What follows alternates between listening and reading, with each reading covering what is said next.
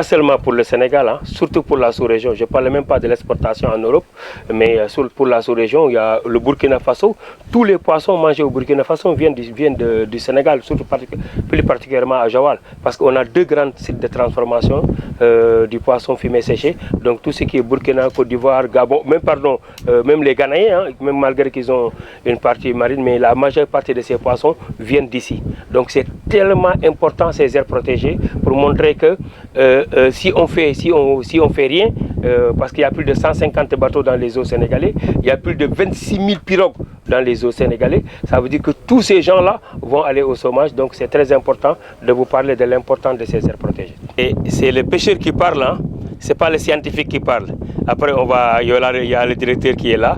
Moi, je ne suis pas scientifique, je parle en tant que pêcheur, en tant que ce que j'ai vu, parce que j'ai plus de 50 ans. Donc, je suis né ici, j'ai grandi ici, je suis pêcheur. Mais c'est le pêcheur qui parle. Maintenant, les scientifiques, après, ils vont vous donner d'autres. Mais c'est le pêcheur qui a vu que d'année en année, j'étais là quand il y avait les chalets à bœufs. J'étais là, je suis né ici. Ma grand-mère pouvait me dire, oui, va aller chercher du poisson, il met de l'eau, 5 minutes je reviens avec le poisson que je voulais. Donc j'ai vécu ça, j'ai grandi avec ça et je sais là maintenant la situation et je commence à réfléchir s'il n'y avait pas les aires marines dans 10 ans, dans 15 ans, qu'est-ce qui va se passer. Donc c'est tellement important et après on va laisser les scientifiques vous expliquer un peu. Les techniciens, je ne sais pas, on les appelle techniciens ou scientifiques, mais moi je parle au nom des acteurs de la pêche.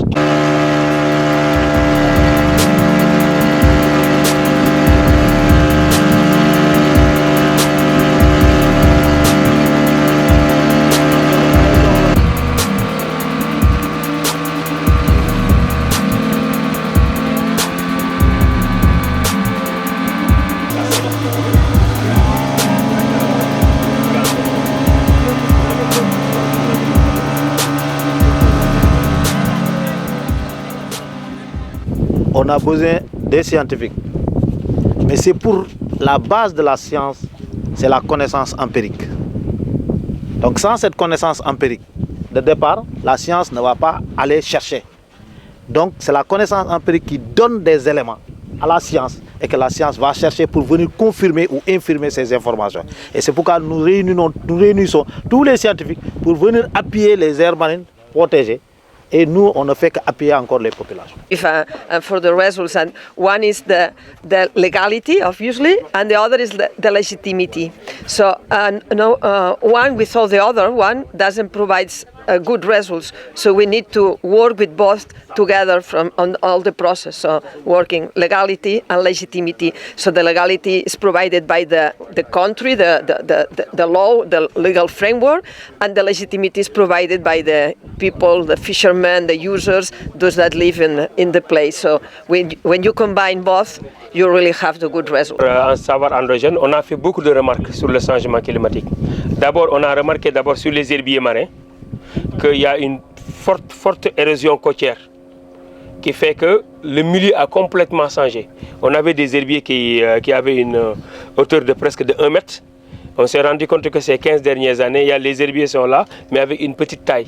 Et qu'il y a une partie même où on voit maintenant des herbiers qui étaient dans des zones habitables. Donc il y a une forte érosion côtière. C'est-à-dire, c'est-à-dire qu'il y a un quartier qu'on appelle le quartier Saint-Lusien qui est maintenant dans l'aire marine, en partie marine. Dans l'eau. Dans l'eau.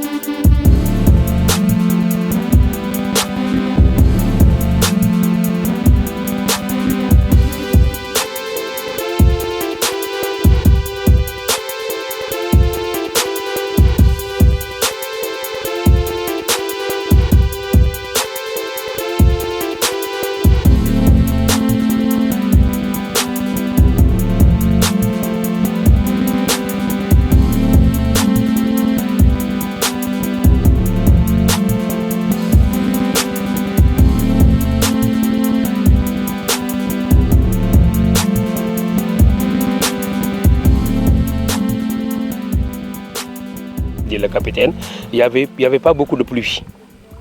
Donc quand il n'y a pas beaucoup de pluie, l'eau devient trop salée. Parce que la pluie joue le rôle de régulateur de taux de salinité pour diminuer un peu le taux de salinité pendant le mois de juin, juillet ou septembre jusqu'au mois de décembre. Et ces années dont on parle, il n'y avait pas beaucoup de pluie et l'eau de la mangrove était l'eau des bras de mer était trop salée. Qui fait que le rhizophora, surtout parce que la Visegna n'a pas ce genre de problème, mais le rhizophora, il n'aime pas trop le sel. Et comme il n'y avait pas de pluie, l'eau était trop salée et que la majeure partie de la mangrove des rhizophora ont disparu. Et vous voyez ces amas coquillers, ça prouve qu'il y avait beaucoup d'arches ici dans la zone, parce que c'est des gens qui ont habité ici. Ça veut dire qu'actuellement il n'y a plus d'arches, mais ça veut dire qu'il y a des siècles, il y avait beaucoup d'arches et il y avait beaucoup de mangroves dans la zone. En tout cas, on parle de 500, plus de 500 ans, parce qu'il y en a 49 amas coquillers comme ça au niveau dans l'aire marine protégée. Le plus grand, on va passer à côté, oui, dans l'AMP même. Tu ne parles pas de tout le salon? Non, je parle de l'AMP, seulement de l'AMP seulement. C'est des villages qui sont à côté. On va voir le plus grand amas coquillers de la zone qui s'appelle Fabora, on va passer à côté, on va le voir. Donc c'est des amas coquillers qui étaient là. Maintenant, si on revient un peu par rapport à nous, pourquoi on reboise? Parce qu'on s'était rendu compte que la majeure partie de la mangrove avait disparu et qu'il faut réagir. Avec l'appui de l'aire marine, parce que aussi, comme l'a dit le commandant tout à l'heure, il y a le côté endogène, il y a le côté scientifique. Parce qu'il y a des choses, nous en tant qu'acteurs, on ne le sait pas, on a besoin des scientifiques pour nous expliquer. Mais ce qui est important, c'est que c'est des reboisements qui ont été faits par les populations. Tous ces reboisements-là, c'est les populations qui l'ont fait entre Joal, Mbissel et Fadjout.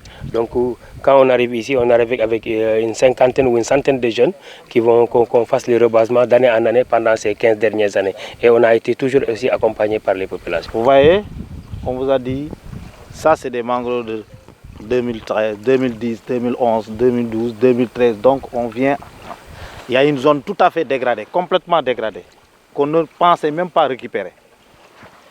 Mais pourquoi on reboise beaucoup plus en avance? Donc c'est d'abord d'adoucir, mais de travailler le sol pour reboiser en arrière. Et donc c'est ce qu'ils sont en train de faire comme ça. Et ça c'est extrêmement important, c'est démontré scientifiquement que il n'y a pas de problème par rapport à ça. Et ça c'est important. Actuellement, la solution que nous avons adoptée au niveau des aires marines protégées, c'est la solution basée sur la nature. On va avec la nature fait le travail et on revient pour aider la nature. Donc c'est tout ce que nous faisons. Quand tu vas en Casamance, il y a des propagules de 15, 20, 17 cm parce que c'est des propagules manglées. Ici, la zone qu'on a, les propagules ils peuvent être plus petits que ça. Ce n'est pas la taille qui est importante. On est les seuls au Sénégal où déjà les propagules sont un peu mûres à Joal. Quand tu vas en Casamance, ils commencent à germer, ils commencent à sortir. Quand tu vas dans les îles de Saloum, quand tu dis qu'il y a des propagules mûres au Sénégal, les gens ne vont même pas te croire, parce qu'on est au mois de mai. Donc en général, on reboise au mois de juillet, août, septembre. Donc, par contre, à Joal, on est les premiers à avoir les propagules qui sont mûres. Par contre, on le reconnaît à partir du bourgeon. Si c'est mûr, quand tu tires, ça ne fait pas de bruit.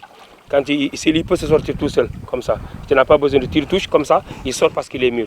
Quand tu le forces, ça veut dire qu'il n'est pas encore mûr. Est-ce que quelqu'un peut me dire pourquoi la mangrove, pourquoi l'arbre est comme ça? Pourquoi naturellement il est comme ça? Pourquoi ici c'est moins mince, ici c'est gros, ici c'est pointu? Est-ce que... Le poids pour que ça tombe. Merci beaucoup. Naturellement, tu sais, naturellement parce que ici ça doit être plus lourd. Ici c'est pointu, parce que quand il sort de l'arbre comme ça avec le bourgeon, quand il tombe, il doit avoir l'équilibre, comme ça, pour tomber. Alors, donc souvent, ils n'ont pas beaucoup de chance, parce que si c'est en marée haute qu'il tombe, il n'a pas la chance. S'il y a un peu de vent, il n'a pas de chance. Donc il y a 1% au moins qui ont la chance de tomber sur l'arbre et devenir des arbres. Donc c'est pourquoi on les aide un peu, parce qu'il y avait la mangrove.